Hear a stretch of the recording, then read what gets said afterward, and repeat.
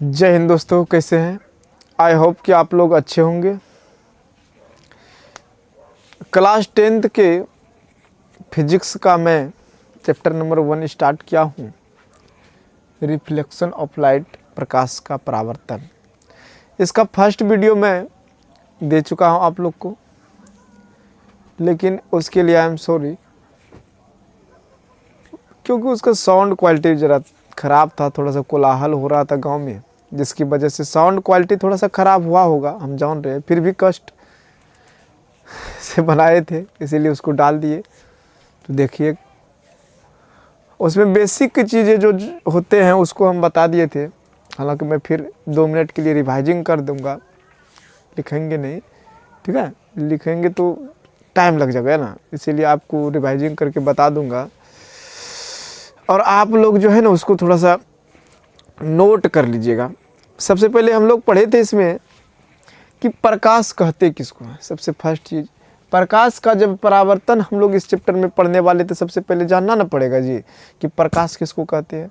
तो हम लोग उसमें बोले थे प्रकाश किसे कहते हैं, क्वेश्चन लिखे थे और उसका उत्तर हुआ था कि प्रकाश वह बाहरी भौतिक कारण है जिसकी उपस्थिति में हम किसी भी वस्तु को देख पाते हैं।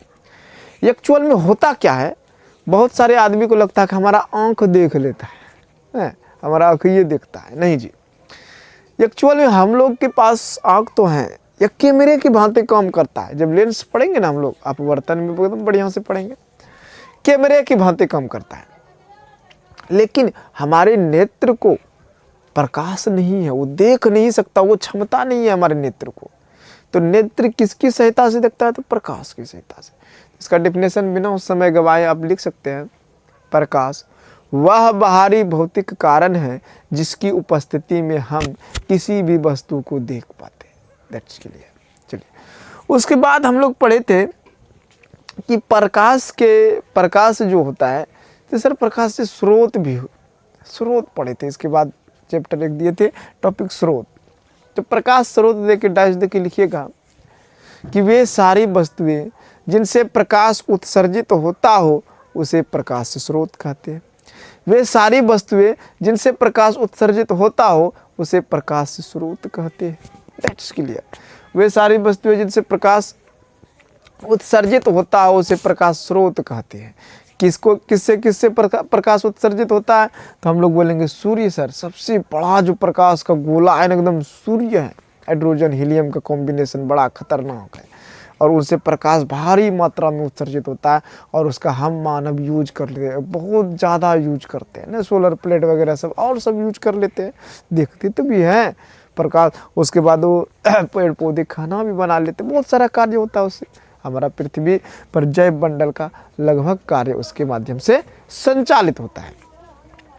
तो प्रकाश से स्रोत भी हो गया। अब प्रकाश जो उत्पत्ति के अनुसार से, प्रकाश के अनुसार से जो कहता है कि वे सभी वस्तु जैसे, हाँ, यानी कि प्रकाश के आधार पर वस्तु को भी 2 भाग में बांट दिया था, हम बताए थे। पहला था प्रादीप्त वस्तुएं, दूसरा था अप्रादीप्त वस्तुएं या अदीप्तमान वस्तुएं, उसको बोलेंगे। पहला क्या था? प्रादीप्त वस्तुएं या दीप्तमान वस्तुएं। दोस्तों ये लिखिएगा, आप लोग कॉपी में लिखिए, हम अभी जस्ट लिखने वाले नहीं है, ठीक है? यहाँ से स्टार्ट करेंगे ना, तब हम लोग लिखने का हैबिट बनाइए, ठीक है? तो हम लोग बोलेंगे कि प्रदीप्त वस्तुएं या दीप्तमान वस्तुएं किसे कहते हैं? तो हम लोग बोलेंगे वे वस्तुएं जिनसे प्रकाश उत्सर्जित होता हो, वे वस्तुएं जिनसे प्रकाश उत्सर्जित होता हो उसे दीप्तमान वस्तु कहते हैं। किनसे प्रकाश उत्सर्जित हो रहा था? तुरंत अभी पढ़े थे, प्रकाश स्रोत से।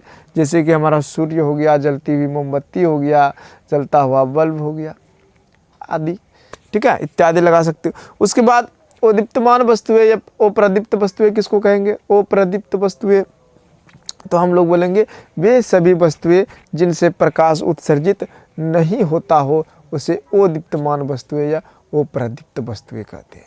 That's clear. हाँ, जैसे में सर जी, जैसे में लकड़ी हो गया, हमारा किताब हो गया, कॉपी हो गया, जहाँ तक कि व्हाइट बोर्ड हो गया। जब बच्चों हम बॉल मिहा देंगे ना, बॉल बुझा देंगे, मिहा देंगे, थोड़ा सा लैंग्वेज हो गया घरैया, तो हम लोग बॉल को अगर जब बुझा देंगे, ये बोर्ड और हम पते नहीं चलेगा कहाँ से बोल रहे हैं, धरती से कि एलियन है। चलिए, तो ये हो गया उसके बाद बच्चों जो हम पढ़े थे, हम लोग पढ़े थे किरण पुंज। किरण पुंज किसे कहते हैं, तो आप लोग लिखिएगा कि किरणों के समूह को किरण पुंज कहते हैं। किरण क्या है पहले, अच्छा चलिए किरण भी पढ़े थे, छोटी सी एक था टॉपिक किरण। तो हम लोग पढ़े थे किरण में प्रकाश जिन सरल रेखा में, है ना, जिस सरल रेखा में गमन करती है, प्रकाश जिन सरल रेखा में गमन करती है उसी गमन पथ को ही किरण कहते हैं। प्रकाश जिन सरल रेखा में गमन करती है उसी गमन पथ को ही किरण कहते हैं प्यारे बच्चों। चलिए उसके बाद हम लोग किरण पुंज दे के हेडिंग दीजिएगा, किरण पुंज किसे कहते हैं, तो हम लोग बोलेंगे किरणों के समूह को किरण पुंज कहते हैं। किरणों के समूह को किरण पुंज कहते हैं, किरणों के समूह को ही किरण पुंज कहते हैं प्यारे बच्चों। उसके बाद हम लोग क्या बोले थे कि किरण पुंज भी जो है ना 3 भागों में बांटा गया है, 3 प्रकार के होते हैं, 3 प्रकार के। पहला था अभिसारी किरण पुंज, अभिसारी, अपसारी और समांतर किरण पुंज। अभिसारी किरण पुंज किसको कहेंगे, वे किरणों का वैसा समूह, किरणों का वैसा समूह जो किसी एक बिंदु पर एकत्रित होता हो उसे अभिसारी किरण पुंज कहेंगे। कैसे एकत्रित होता हो, तो ऐसे बहुत सारा समूह आया, बहुत सारा किरण आया, बहुत सारा किरण, और एक बिंदु पर क्या हो रहा है, एक बिंदु पर ऐसे करके एक बिंदु पर एकत्रित हो रहा है। तो प्यारे बच्चों ये हो जाएगा हमारा अभिसारी किरण पुंज। जैसे में हैंड लेंस हम बोले थे, हैंड लेंस जो होता है ना, हम लोग कागज जलाते थे, बहुत सारा प्रकाश की किरण आता था सूर्य से और एक जगह वो कागज पर वो फोकसित कर देता था और कागज को कुछ देर में वो आग पकड़ा देता था, आग लग जाता था। तो ये किसके कारण, अभिसारी किरण पुंज। उसके बाद था अपसारी किरण पुंज। तो अपसारी दोस्तों, अपसारी किरण पुंज में क्या था, अपसारी किरण पुंज किसे कहते हैं, हेडिंग देके लिखिएगा, कोई बात नहीं लिखिए। अपसारी किरण पुंज हम लोग बोलेंगे किरणों का वैसा समूह जो किसी एक बिंदु से फैलती हुई प्रतीत होता हो, या बोलेंगे किरणों का ऐसा समूह जो किसी एक बिंदु से फैलती हुई प्रतीत होता है, बस वही रहेगा, फैलती हुई प्रतीत होता है। किरणों का वैसा समूह जो किसी एक बिंदु से फैलती हुई प्रतीत होता है उसे अपसारी किरण पुंज करते हैं। अब एक बिंदु से सर कैसे फैलती हुई प्रतीत होता है, जैसे में हम क्या बोलिएगा, जैसे में हम बल्ब बोलेंगे प्यारे बच्चों, बल्ब। किरणों का वैसा समूह जो किसी एक बिंदु से होकर फैलती हुई प्रतीत होता है, जो किसी एक बिंदु से फैलती हुई, एकदम जस्ट एकदम समझिए, इसको रटने की जरूरत नहीं, फिर से एक बार एकदम आराम से लिखिए। किरणों का वैसा समूह जो किसी एक बिंदु से फैलती हुई प्रतीत होता है उसे अपसारी किरण पुंज कहते हैं। ठीक है, अब कैसे सर जी, तो यही जस्ट बनेगा बउआ इसे, और ये क्या होता है, एक के बिंदु से ना, एक के बिंदु से ऐसे फैलता हुआ, इसका तीर का डायरेक्शन देखिएगा किरण का, जिसको हम लोग बोले थे तीर से दर्शाएंगे, इधर से सब। इसमें अपसारी में क्या हो रहा था, अभिसारी में क्या हो रहा था, अभिसारी में ये एकत्रित हो रहा था, और अपसारी में क्या हो रहा है, अपसारी में एक बिंदु से फैल रहा है। उसके बाद था प्यारे बच्चों समांतर किरण पुंज। समांतर किरण पुंज हम लोग बोलेंगे किरणों का वैसा समूह जो एक दूसरे के समांतर हो उसे समांतर किरण पुंज कहते हैं। इसको रटना पड़ेगा जी, बिल्कुल नहीं। किरणों का वैसा समूह जो एक दूसरे के समांतर हो उसे समांतर किरण पुंज कहेंगे। इसमें क्या होता है प्यारे बच्चों, सारे किरण जो होता है ना एक दूसरे के समांतर होता है, एक दूसरे के समांतर। ये हमारा हो गया समांतर किरण पुंज, ये अपसारी, ये अभिसारी हो गया प्यारे बच्चों समांतर। समांतर और सारे के सारे क्या है, सारे के सारे किरण पुंज हैं। तो हम लोग बोलेंगे सारे के सारे जो है ना सर जी किरण पुंज हैं, किरण पुंज है, सारे के सारे किरण पुंज हैं। ठीक है, आप लोग समझदार हैं। उसके बाद आगे का टॉपिक पढ़े थे कि किरणों के पार होने के आधार पर वस्तु को जो है ना 3 भागों में बांटा गया था। किरणों के आर पार होने के आधार पर पदार्थ को 3 भागों में बांटा गया था। एक था प्यारे बच्चों पारदर्शी पदार्थ, वो पारदर्शी पदार्थ, पारभासी पदार्थ। फिर से एक बार सुनते जाइए, लिखते जाइए, हाई बीट बनाइए। ठीक है, पारदर्शी पदार्थ, वो पारदर्शी पदार्थ, पारभासी पदार्थ। अब हेडिंग दीजिए कि पारदर्शी पदार्थ किसे कहते हैं। ठीक है, क्या बोलेगा, पारदर्शी पदार्थ किसे कहते हैं। हम लोग बोलेंगे वैसा पदार्थ जिनसे होकर किरण, प्रकाश की जो किरण है, वैसा पदार्थ जिनसे होकर प्रकाश पूर्णतः पार हो जाता हो उसे पारदर्शी पदार्थ कहते हैं। ठीक है, जस्ट एकदम से एक बार फिर से सुनिएगा, लिखिएगा। वैसा पदार्थ जिनसे होकर प्रकाश की किरणें पूर्णतः पार हो जाती हो उसे पारदर्शी पदार्थ कहते हैं। ठीक है, अब बोलेगा सर जैसे में कैसा है, वो कौन पदार्थ है? तो भाई साहब वो जो पदार्थ होगा हवा होगा। हवा, हवा में देखिए आर पार किरण चल जाता, मारिए टॉर्च देखिए सब कुछ दिख जाएगा ना। उसके बाद हम हवा को बोल सकते हैं, कांच को बोल सकते हैं, पानी को भी बोल सकते हैं। ये क्या हो जाएगा? पारदर्शी पदार्थ। उसके बाद दूसरा हेडिंग डालिएगा, वो पारदर्शी पदार्थ। हम लोग बोलेंगे कि वैसा पदार्थ जिनसे होकर किरणों का कोई भी अंश पार ना होता हो। वैसा पदार्थ जिनसे होकर किरणों का कोई भी अंश पार ना होता हो उसे अपारदर्शी पदार्थ कहते हैं। उसे अपारदर्शी पदार्थ कहते हैं। जैसे में सर, जैसे में हमारा लकड़ी हो गया ना, जैसे में हमारा लकड़ी हो गया, जैसे में हमारा किताब हो गया सर जी, किताब हो गया, कॉपी हो गया। ठीक है, इन सब से ये बोर्ड हो गया। उधर से टॉर्च मारेगा तो कुछ दिखेगा, टॉर्च मारते न रहिए, पगला जाइएगा, इधर कुछ नहीं दिखेगा। ठीक है, तो ये कैसा पदार्थ हो गया? वो पारदर्शी पदार्थ हो गया। उसके बाद प्यारे बच्चे हम लोग पढ़े थे कि पारभासी पदार्थ। तीसरा में क्या पढ़े? पारभासी पदार्थ। हम लोग बोलेंगे वैसा पदार्थ जिनसे होकर प्रकाश की कुछ मात्रा पार होता हो। वैसा पदार्थ जिनसे होकर के प्रकाश की कुछ मात्रा पार होता हो उसे पारभासी पदार्थ कहते हैं। जैसे जैसे प्यारे बच्चों हम लोग बोलेंगे, ऐसे मान लिया जाए एक मेरे पास कागज़ है, अगर जो इसमें तेल लगा देंगे तो ये हो जाएगा तेल लगा हुआ कागज़। तो इसका उदाहरण हो जाएगा तेल लगा हुआ कागज़। इसमें टॉर्च बारिएगा ना, कुछ कुछ अंश पार होगा, कुछ कुछ अंश पार होगा। उसके बाद हम बोल सकते हैं घिसा हुआ कांच। क्या बोल सकते हैं? घिसा हुआ कांच बोल सकते हैं। प्यारे बच्चों ये घिसा हुआ कांच से भी ना कुछ कुछ प्रकाश। अब बोलेगा सर कांच तो पारदर्शी है, कांच ना पारदर्शी है जी, उसको घिस दीजिए, बालू उलू से रगड़ दीजिए तो आधा प्रकाश या कुछ प्रकाश के अंश पार होगा, पूर्ण प्रकाश के अंश पार नहीं होगा। तो पारभासी में क्या लिखेंगे हम लोग?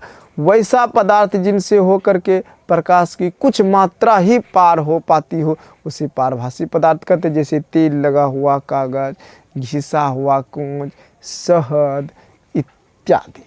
ठीक है, अब हम लोग चलते हैं मेन मुद्दे पे प्यारे बच्चों। मेन मुद्दे पे, मेन मुद्दे क्या है सर? मेन मुद्दे हैं कि प्रकाश का परावर्तन। प्रकाश का परावर्तन यही तो है मेन मुद्दा। चलिए इसको थोड़ा सा हम क्या करते हैं, इसको हटा देते हैं, अच्छा नहीं लग रहा है। जब उसको पढ़ेंगे तो इसको काहे रखेंगे? ठीक है, प्रकाश का परावर्तन। चलिए एकदम समझते जाइए। आज साउंड क्वालिटी भी ठीक हो, शायद ठीक होता होगा। कोई कोलाहल भी नहीं है, कोई हल्ला शोरगुल नहीं है। चलिए, प्रकाश का परावर्तन कहते किसको है ना? प्रकाश का परावर्तन कहते किसको है? प्रकाश का परावर्तन कहते किसको है?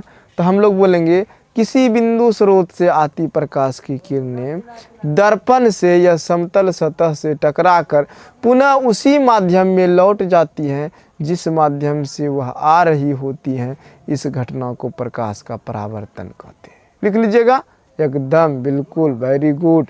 अब देखिए क्या हम बोले, क्या बोले उसको करके दिखाइए सर। आप क्या बोले? हम बोलने पे भरोसा नहीं रखते, करिए करिए तो करते हैं ना जी। देखिए हम मान लिया जाए एक समतल सतह बनाया, या फिर इसको हम बोल लिया जाए कि प्लेन मिररे हम ले लिए।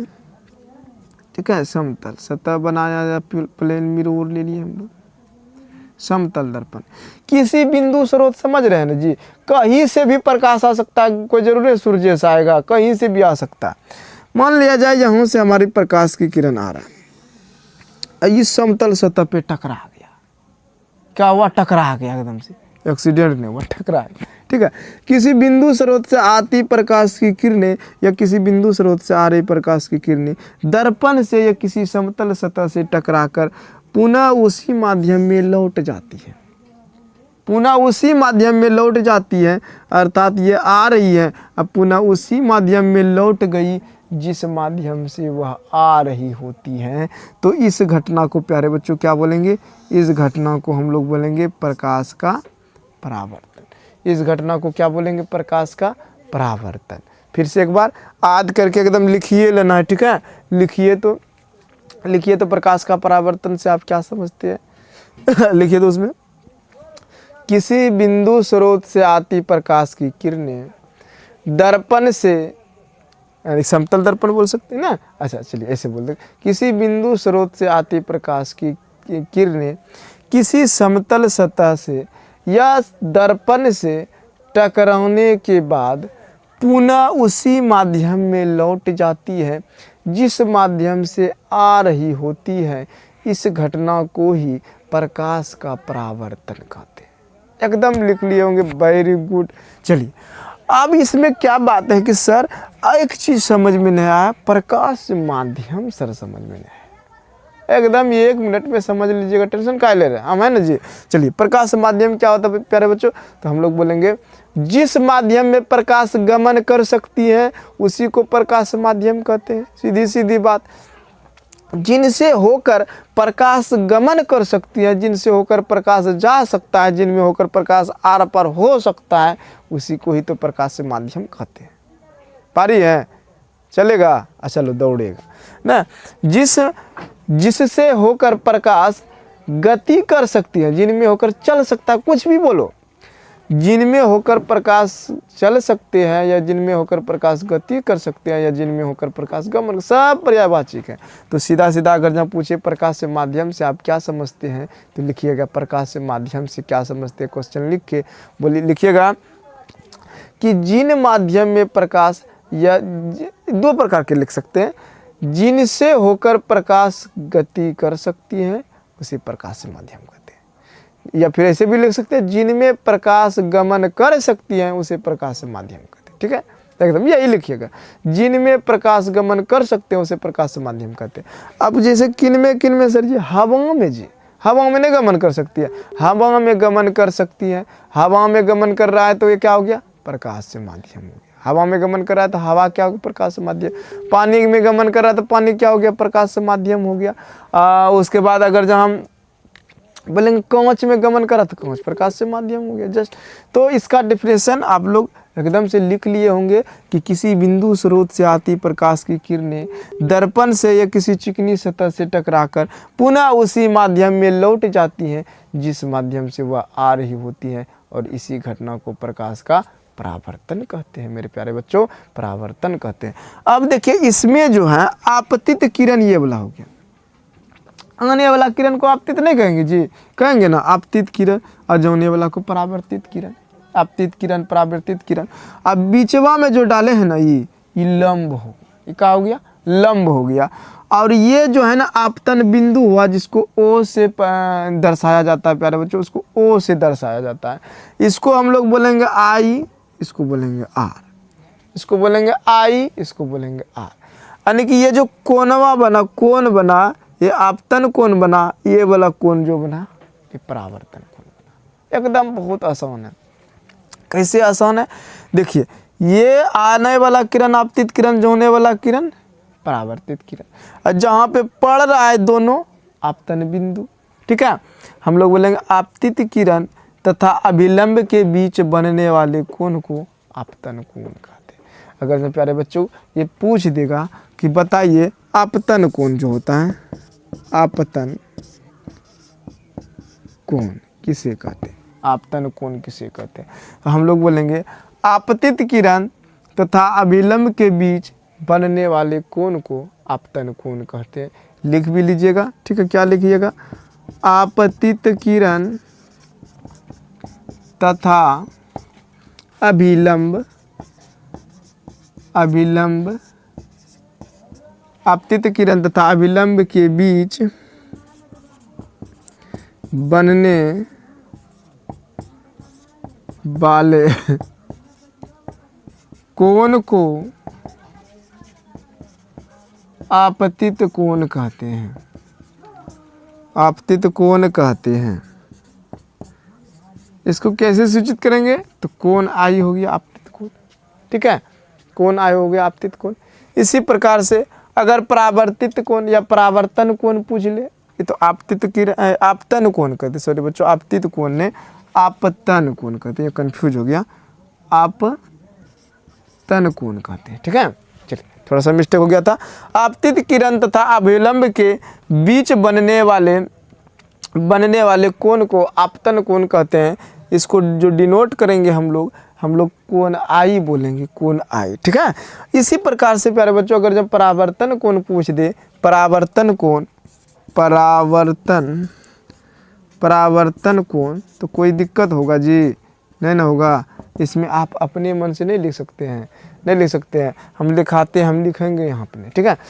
इसमें लिखेंगे हम लोग परावर्तित किरण तथा अभिलंब के बीच बनने वाले कोण को परावर्तन कोण कहते हैं। क्या बोले हम? परावर्तित किरण तथा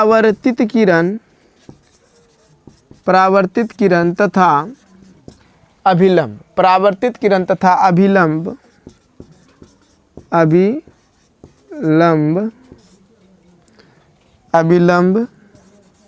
के बीच बनने वाले कोण को अभिलंब के बीच बनने वाले कोण को परावर्तित किरण तथा अभिलंब के बीच बनने वाले कोण को क्या कहेंगे प्यारे बच्चों? परावर्तन कोण कहेंगे। परावर्तन कोण कहते हैं। इसको सूचित कैसे करेंगे प्यारे बच्चों? इसको सूचित करेंगे हम लोग कोण आर, ठीक है, कोण आर।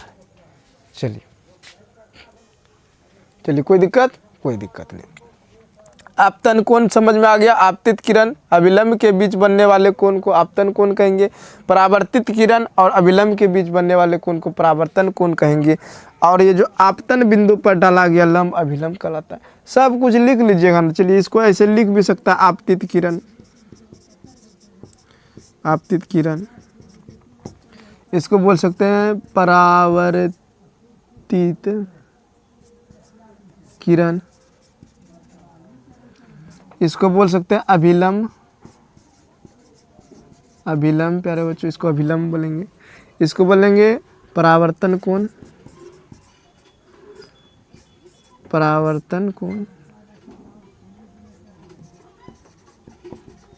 इसको बोलेंगे आपतन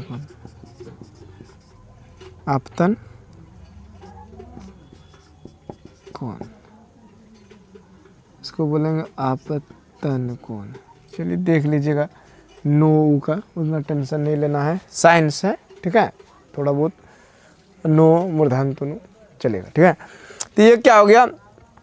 आपतित किरण, आने वाले किरण को आपतित किरण, जाने वाले किरण को परावर्तित किरण, जो बीच में डाला गया लंब है उसे अभिलंब कहेंगे प्यारे बच्चों।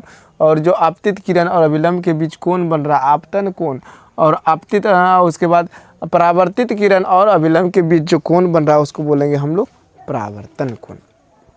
उसको क्या बोलेंगे? परावर्तन कोण। आपतित किरण आपतन बिंदु, ठीक है, परावर्तित किरण, हाँ ठीक है। हाँ, अगर जब मान लिया जाए और पूछे कि बोले बताइए ये तो आपतन कोण बताइए, आप फिर परावर्तन कोण बताइए। अब अभिलंब जब प्यारे बच्चों पूछ देगा कि अभिलंब से आप क्या समझते हैं। सॉरी बच्चों, कुछ तकनीकी खराबी हो गया था, अचानक लाइट ही चला गया था। चलिए कोई नहीं, हम लोग पढ़ रहे थे प्रकाश के परावर्तन पढ़ रहे थे। और उसमें से हम लोग पढ़े कि प्रकाश के परावर्तन कहते किसको हैं।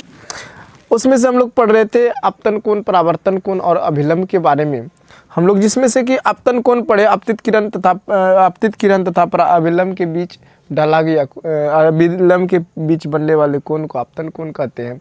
और आप परावर्तित किरण और अभिलंब के बीच बनने वाले कोण को परावर्तन कोण कहते हैं, ठीक है। अब था कि सर अगर जो अभिलंब कोई पूछ दे कि सर अभिलंब किसको कहते हैं, अभिलंब का डिफिनेशन क्या होता है, तो हम लोग बोलेंगे अभिलंब का डिफिनेशन जो होता है उसको हम लोग लिखेंगे। थोड़ा सा इसको मिटा देते हैं, ठीक है। अभिलंब अगर जो पूछ दे कि अभिलंब किसको कहते हैं, एक सेकेंड, चलिए ठीक है। हम लोग बात कर रहे थे कि अगर सर अभिलंब पूछ दे कि अभिलंब से आप क्या समझते हैं, तो हम लोग क्या बोलेंगे? अभिलंब अगर पूछ दे कि अभिलंब से आप क्या समझते हैं, तो हम लोग बोलेंगे बच्चों कि आपतन बिंदु। ये देखिए आपतन बिंदु, इसको ना कहेंगे, ओ से डिनोट कर रहे थे इसको, हम लोग बोलेंगे आपतन बिंदु से खींचा गया लंब को अभिलंब कहते हैं।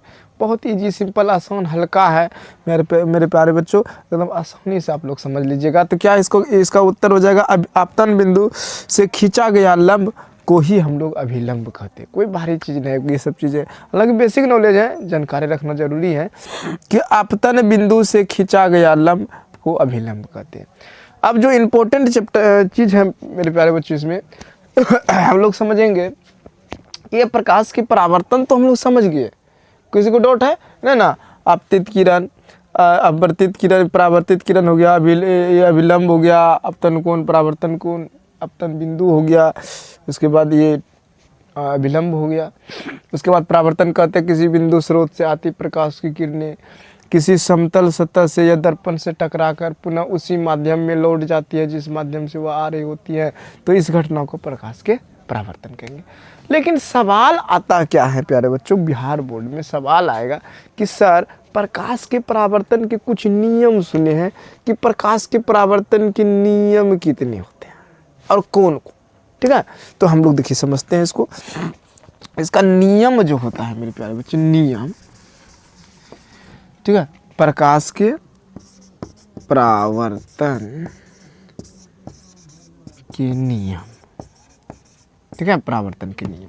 यहाँ से प्रकाश समझना, आज चलिए लिख भी देते, नहीं तो चलिए, प्रकाश के परावर्तन के नियम, प्रकाश के परावर्तन के नियम। तो प्रकाश के परावर्तन के जो नियम होते हैं मेरे प्यारे बच्चों, दो नियम होते हैं, ठीक है? प्रकाश के परावर्तन के कितने नियम होते हैं? प्रकाश के परावर्तन के नियम मूल रूप से होते हैं दो नियम। तो सबसे पहले अगर जब पूछ दे कि सर प्रकाश के परावर्तन के नियम कहते किसको है, ऐसा कुछ पूछता नहीं, फिर भी हम बता देते हैं कि किसी बिंदु स्रोत से आ रही प्रकाश की किरणें, किसी बिंदु स्रोत से आ रही प्रकाश की किरणें किसी समतल सतह से या दर्पण से टकराकर पुनः उसी किसी बिंदु स्रोत से आ रहे प्रकाश की किरणें, थोड़ा सा ध्यान से, स्पीड हो गया, किसी बिंदु स्रोत से आ रहे प्रकाश की किरणें किसी चिकनी सतह या समतल दर्पण से टकराकर जिन नियमों का पालन करते हुए पुनः उसी माध्यम में लौट जाता है जिस माध्यम से वह आ रही होती है, तो इस घटना को ही प्रकाश का परावर्तन कहते हैं, ठीक है? हाँ, क्लियर है।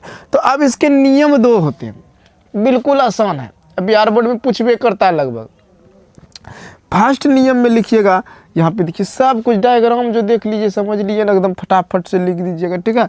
ये आपतित किरण, उसके बाद ये आपतन कोण हो गया, अभिलंब हो गया, परावर्तित किरण, परावर्तन कोण, आपतन कोण। चलिए ठीक है, इसको समझिए कि फर्स्ट नियम परावर्तन का क्या कहता है? कहता है कि आपतित किरण, परावर्तित किरण तथा आपतन बिंदु पर डाला गया लंब तीनों एक ही तल में होते हैं, एक ही तल में होते हैं। समझिए फिर से, इसका पहला नियम जो है, आपतित किरण, आपतित किरण, आपतित किरण, परावर्तित किरण, परावर्तित किरण तथा आपतन बिंदु पर, तथा आपतन बिंदु पर, बिंदु, आपतन बिंदु पर डाला गया लंब एक ही तल में होते हैं, ये फर्स्ट नियम हो गया। एकदम ध्यान से इसको देखिएगा, एकदम फट से समझ में आ जाएगा प्यारे बच्चों। क्या है? तो आपतित किरण, परावर्तित किरण और आपतन बिंदु पर जो लंब डाला गया है, तीनों क्या है? एक ही तल में होते हैं, हमेशा एक ही समतल में होते हैं, ठीक है? ये नियम फर्स्ट हो गया कि आपतित किरण, परावर्तित किरण तथा आपतन बिंदु पर डाला गया लंब तीनों एक ही तल में होते हैं। एकदम क्लियर, हल्का, आसान है। दूसरा नियम इसका जो है प्यारे बच्चों, दूसरा नियम लिखिएगा कि आपतन कोण परावर्तन कोण के बराबर होते हैं। दूसरा नियम तो बहुत इजी है। दूसरा नियम क्या है? आपतन कोण, आपतन कोण परावर्तन कोण के बराबर होते हैं। आपतन कोण परावर्तन कोण के बराबर होते हैं प्यारे बच्चों, इसको बोलिएगा आपतन कोण परावर्तन कोण के बराबर होते हैं। ठीक है, पहला नियम क्या था, आपतित किरण परावर्तित किरण तथा आपतन बिंदु पर डाला गया अभिलंब तीनों एक ही तल में होगा, तो एक ही तल में होते हैं। दूसरा नियम क्या हो गया इसका, आपतन कोण परावर्तन कोण के बराबर होते हैं, अर्थात कोण आई पूछे प्यारे बच्चों तो बराबर किसके होंगे, कोण आर के होंगे। कोई दिक्कत, ये 2 नंबर में पूछता है प्यारे बच्चों, पूछेगा कि प्रकाश के परावर्तन के नियमों को लिखे। ऑब्जेक्टिव आता है प्यारे बच्चों यहाँ से कि प्रकाश के परावर्तन के कितने नियम होते हैं। प्रकाश के परावर्तन के कितने नियम होते हैं, तो हम लोग बोलेंगे प्रकाश के परावर्तन के 2 नियम होते हैं। पहला नियम क्या होता है सर जी, पहला नियम होता है आपतित किरण परावर्तित किरण तथा आपतन बिंदु पर डाला गया लंब तीनों एक ही तल पर होते हैं। यहाँ देखिए ना, आपतित किरण परावर्तित किरण आपतन बिंदु पर डाला गया अभिलंब तीनों एक ही समतल में होते हैं, एक ही तल में होते हैं, पहला नियम। दूसरा नियम, आपतन कोण परावर्तन कोण के बराबर होते हैं। ठीक है, आपतन कोण कोण आई बराबर कोण किसके, तो आर के। ये हमारा हो गया प्रकाश के परावर्तन के नियम। कौन कौन होते, दोनों। उसके बाद वाला जो चैप्टर हम लोग पढ़ने वाले हैं, ये प्रकाश के परावर्तन के नियम तो हो गए, प्रकाश के परावर्तन के नियम हो गए। एक टॉपिक आता है प्यारे बच्चों कि समतल दर्पण पर लंबवत पड़ने वाली किरण। ठीक है, इसका थोड़ा सा इसको हम मिटा देते हैं कि कोई मान लिया जाए समतल दर्पण वगैरह, अभी थोड़ा सा के लिए आप समझ लीजिएगा, हम नहीं जानते हैं, जब पढ़ाना प्रारंभ कर देंगे ना एकदम कन्फर्म कर देंगे। ठीक है, तो इसको समझते हैं हम लोग, एक टॉपिक समझते हैं इसको इसको थोड़ा सा चलिए अब ठीक है। तो अब जो हम लोग पढ़ने वाले हैं समतल दर्पण पर लंबवत पड़ने वाली प्रकाश की किरणें।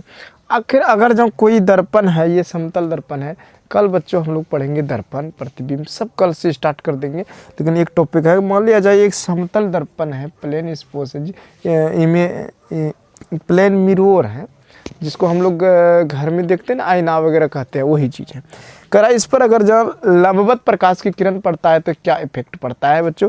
जैसे मान लिया जाए इसका अभिलंब भी तो होगा, इसके बीचों बीच मान लिया जाए खींच लिए, ये हमारा अभिलंब, ठीक।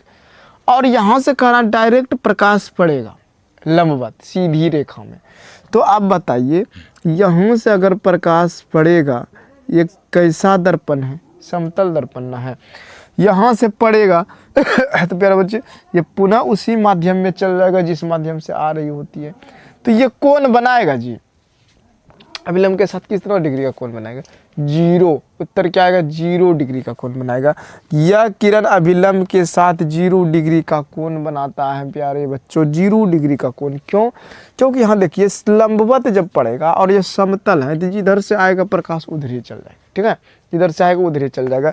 इसीलिए यह किरण अभिलंब के साथ 0 डिग्री का कोण बनाता है और कोण आई बराबर 0, कोण आर भी 0। क्यों, क्योंकि कोण आई बराबर कोण आर होता है। किससे, तो प्रकाश के परावर्तन के नियम से।